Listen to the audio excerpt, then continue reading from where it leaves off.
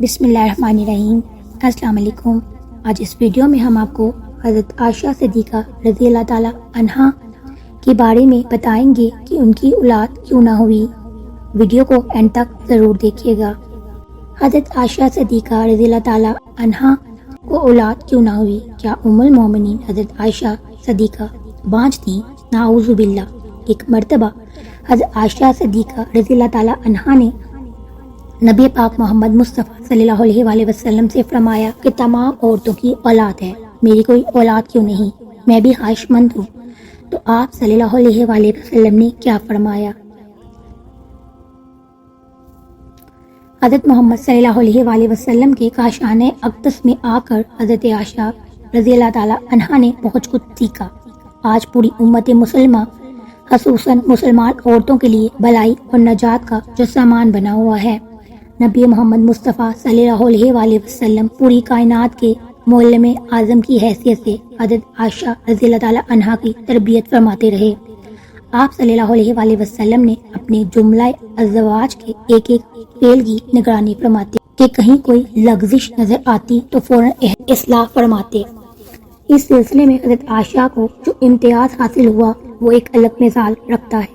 حضرت عائشہ صدیقہ رضی اللہ تعالی عنہا کی عمر نکاح کے وقت بہت کم تھی۔ اس کی وجہ یہی ہے کہ ان کے ذریعے امت کی عورتوں کو تعلیم اور تربیت کا کام لینا مقصود تھا۔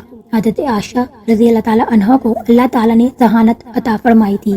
ان کے ہوتے آپ کے سامنے جب بھی کوئی مسئلہ درپیش آتا تو آپ نبی کریم محمد مصطفیٰ صلی اللہ علیہ وآلہ وسلم سے پوچھ لیتی اور آپ صلی اللہ علیہ وآلہ وسلم مسئلے کو وضاح فرما دیتے تو اسے یاد کر لیتی۔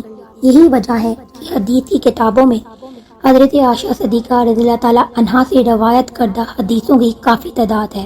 امام بخاری، امام مسلم کے مطابق حضرت ابو ہریرہ اور حضرت عبداللہ بن عمر رضی اللہ تعالی عنہ کے علاوہ کسی اور دوسرے صحابی نے حضرت عائشہ صدیقہ رضی اللہ تعالی عنہا سے زیادہ احادیث روایت نہیں کی۔ ام المومنین حضرت عائشہ صدیقہ رضی اللہ تعالی عنہا رسول کریم صلی اللہ علیہ وآلہ وسلم کی نکاح میں شوال کے مہینے میں آئیں اور شوال کے مہینے میں ہی آپ رضی اللہ تعالی عنہا کی رخصتی ہوئی۔ حضرت ابو عمر رضی اللہ تعالی عنہ فرماتے ہیں کہ ام المومنین حضرت عائشہ صدیقہ رضی اللہ تعالی عنہا اس وجہ سے یہ بات پسند کرتی تھی کہ ان کے خاندان اور دوسرے تعلق دار لوگوں کی خواتین بھی اپنے خاوندوں کے پاس شوال کے مہینے میں ہی جائیں۔ ام المومنین حضرت عائشہ صدیقہ کے فضائل میں سے یہ ہے کہ نبی پاک محمد صلی اللہ علیہ وآلہ وسلم نے آپ رضی اللہ تعالی عنہا کے علاوہ کسی دوسری کنواری عورت سے شادی نہیں کی۔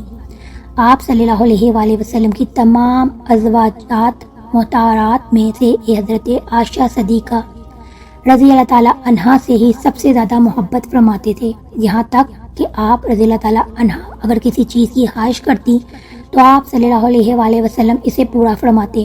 ایک سفر کا واقعہ ہے کہ نبی پاک محمد صلی اللہ علیہ وآلہ وسلم نے ام المومنین عائشہ صدیقہ رضی اللہ تعالی عنہا کو نہ پایا تو فرمایا، ہائے میری دلہن۔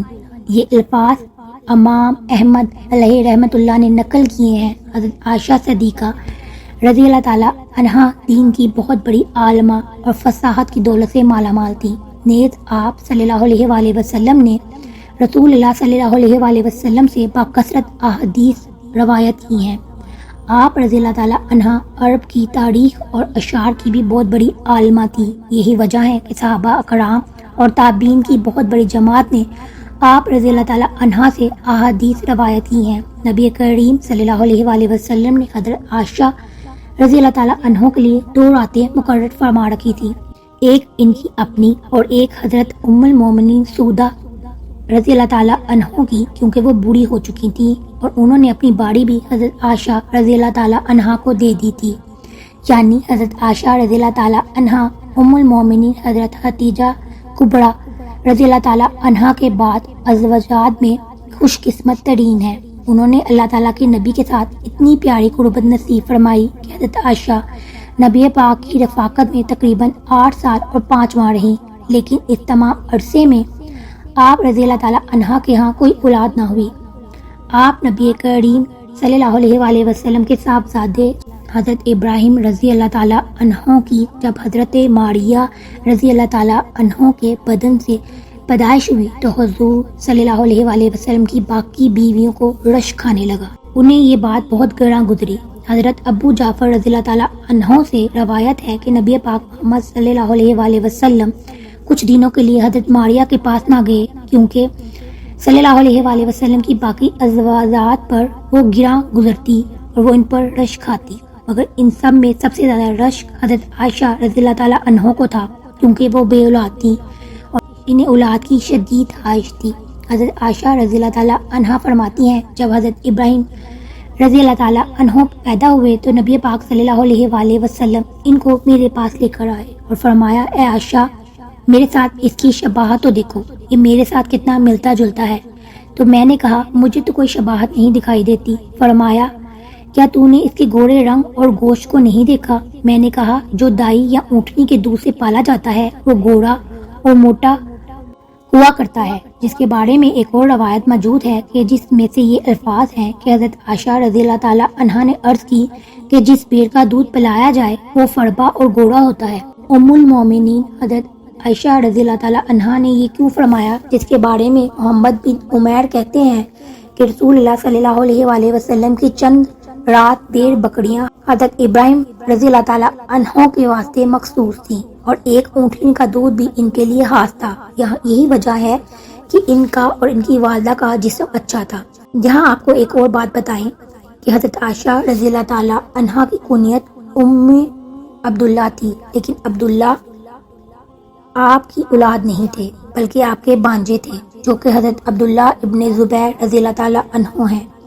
جب ان کی ولادت ہوئی تو نبی پاک محمد صلی اللہ علیہ وآلہ وسلم نے ان کے منہ میں اپنا لباب شریف رکھا اور نبی پاک صلی اللہ علیہ وآلہ وسلم نے حضرت عائشہ سے فرمایا یہ عبداللہ ہے اور تم ام عبداللہ ہو. حضرت عائشہ رضی اللہ تعالیٰ عنہا فرماتی ہیں اس کے بعد سے ہمیشہ میری کنیت ام عبداللہ ہی رہی جبکہ میری کوئی اولاد نہ تھی.